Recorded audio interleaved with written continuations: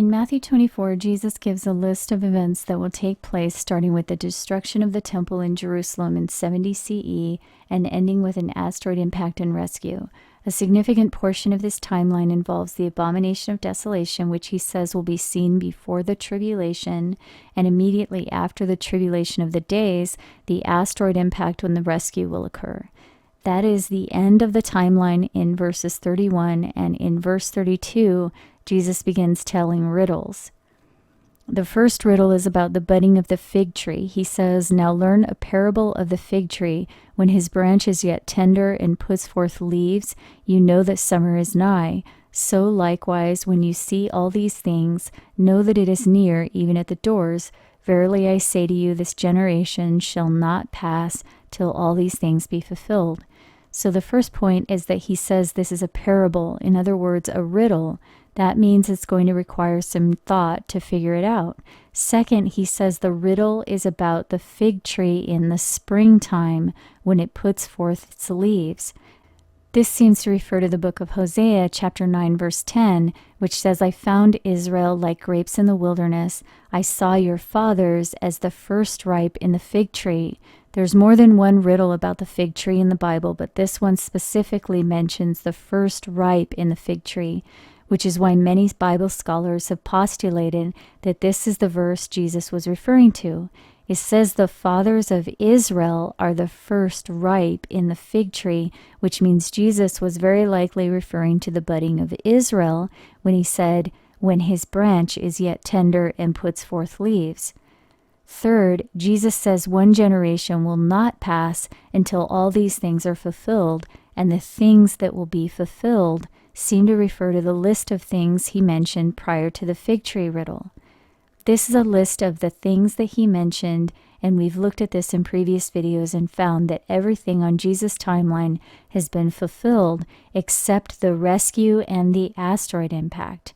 This means once we see the fig tree bud, the rest of the events on the timeline, the rescue and the asteroid impact, will occur before one generation is complete.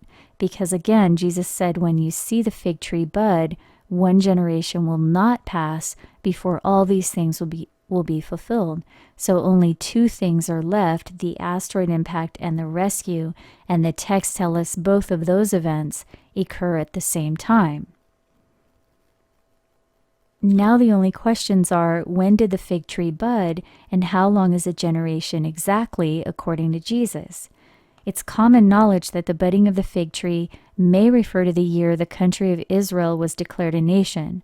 On November 29, 1947, the United Nations voted in a partition plan in Palestine that would allow Jewish victims of the Nazi Holocaust to move into that region.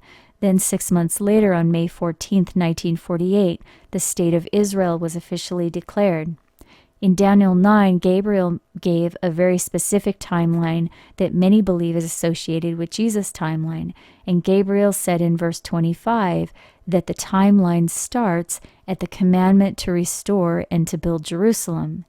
If the commandment to restore was the UN vote in 1947 that allowed the nation of Israel to be declared in the spring of 1948, then we would be in the 67th year of Gabriel's timeline in 2015. In previous videos, we discovered that almost everything on Gabriel's timeline has occurred since 1948, so it does appear that the UN vote was the start of that timeline. The only thing on Gabriel's timeline that has not occurred yet is the desolation in the midst of the week, and verse 24, which concerns the 70th Shabuah. Gabriel said the 70th Shabuah will be marked by the following 6 things. The transgression of thy people and thy holy city will be finished. It will be the end of sins. Reconciliation will be made for iniquity. Everlasting righteousness will be brought in. The vision and the prophecy will be sealed up, and the most holy will be anointed. From our previous examinations of the recent biblical fulfillments, the asteroid impact should be followed by 3.5 years of tribulation, and that should occur before the 70th Shabuah in 2024. There's no mention of the 70th Shabuah being the exact end of the 3.5-year tribulation or the time of the asteroid impact when the stars fall on Jesus' timeline. It simply seems apparent in Daniel 9 that the 70th Shabuah will occur sometime after the end of the 3.5-year tribulation. That indicates the asteroid may hit and tribulation start anytime between now and approximately 2021 if the creation of the nation of Israel was in fact the budding of the fig tree. So on both Gabriel's timeline and Jesus' timeline, everything has occurred except the asteroid impact, which is accompanied by the rescue and the tribulation after that. In Matthew 24, right after Jesus' timeline ends, Jesus says, "Now learn the parable of the fig tree. One generation shall not pass once the fig tree buds." Many Bible scholars believe Jesus' mention of the generation here refers to a period of 70 years, since Gabriel said 70 Shabuah are determined to seal up the prophecy. And they use Psalm 90:10 as evidence that a generation is 70 or 80 years. I too considered this valid. However, in the back of my mind, I always thought it odd that it doesn't say specifically in Psalm 90:10 that the days of our years refers to a generation. The word generation doesn't even appear in the definitions of the words in that verse. Yet in every other book that Jesus referred us to, the codes are specific. If Jesus used the word generation, then it seems there would be a code somewhere that tells us exactly how long a generation is using the word generation. I was surprised when I finally realized that there is a code for the length of a generation in the first chapter of the book of Matthew itself.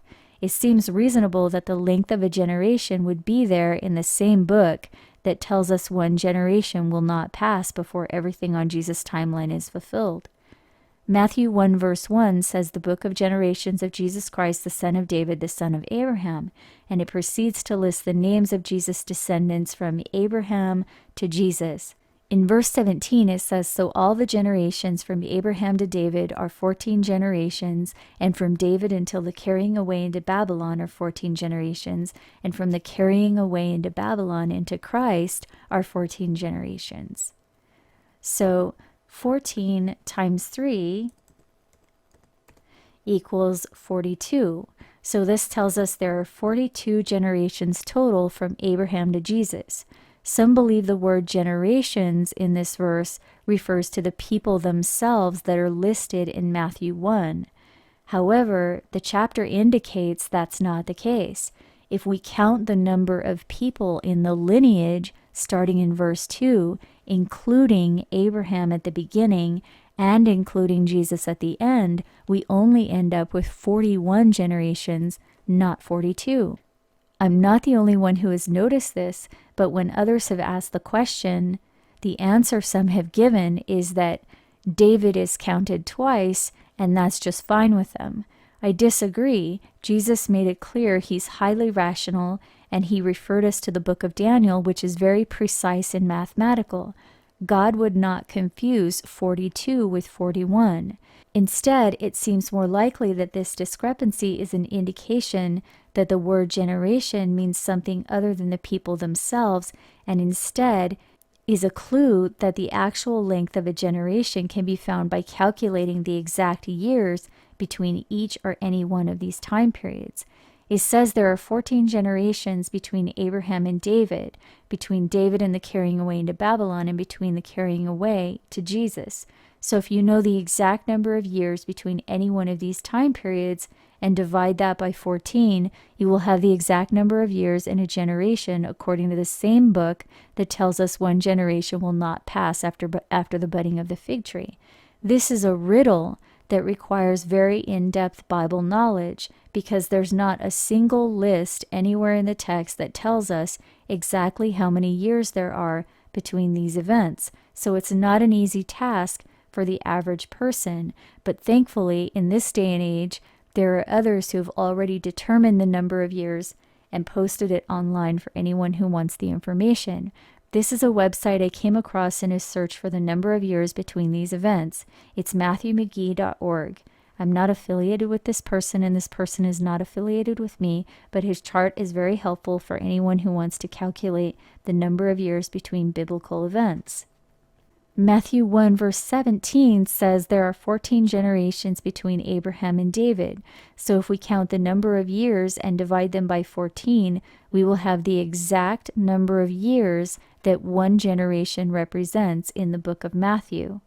So if we start at the birth of Abraham, Genesis 12:4 says Abraham was 75 years old when he left for Canaan.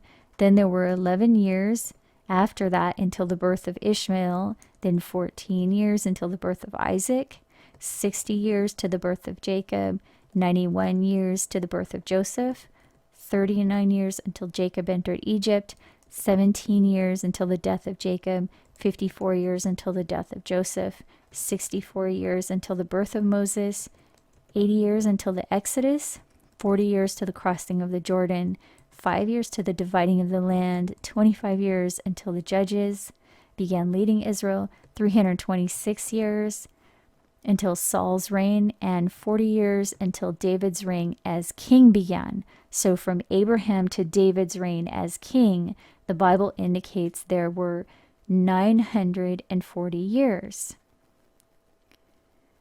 Matthew 1 indicates that was 14 generations. So 941 divided by 14 is 67.21. That means Matthew 1 is indicating that a generation may be 67.21 years. But let's look at the number of years from David to the carrying away into Babylon. You can see this list starts with David and ends with the siege of Jerusalem by Babylon. So we'll add this, starting with the 40 years between the start of David's reign until Solomon began his reign, then 4, 36, 17, 3, 41, 25, 8, 1, 6, 40, 29, 52, 16, 16, 29, 55, 2, 31, and 3. So the total number of years appears to be 454, and we're told that is also 14 generations, so we divide 454 by 14, and that equals 32.42. So one generation can also equal 32.42 years. Then the number of years from the siege of Babylon to Jerusalem would be 18, 52, plus 91, plus 439, and that equals a total of 600 years. So we divide 600 by 14, and that gives us 42.85 years. So Matthew 1 gives us 3 possible lengths of time equal to one generation. And since Jesus said the generation he referred to is the one after the fig tree buds, then only one of these time periods would still be applicable in 2015 if the budding of the fig tree was the creation of the nation of Israel in the spring of 1948. Jesus was making a reference to the spring season, and May 14th, 1948 was the exact date Israel was officially declared a nation. May 14th, 1948 plus 32 years lands in 1980 right here.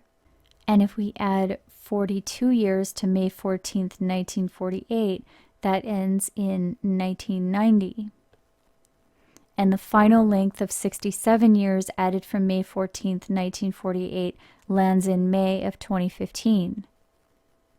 So 67 years is the only one of these 3 that may still be the length of one generation according to the book of Matthew.